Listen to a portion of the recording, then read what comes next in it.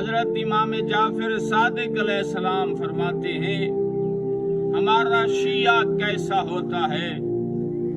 امام فرماتے ہیں 1000 گھر ہو آبادی کا، اس 1000 گھر میں سے ایک گھر ہمارے ماننے والے شیعہ کا ہو۔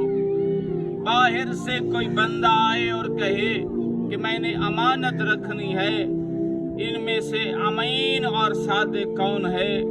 تو 999 گھر کی انگل اٹھے جو امام جعفر صادق کا ماننے والا ہے، یہ صادق بھی ہے اور امین بھی ہے۔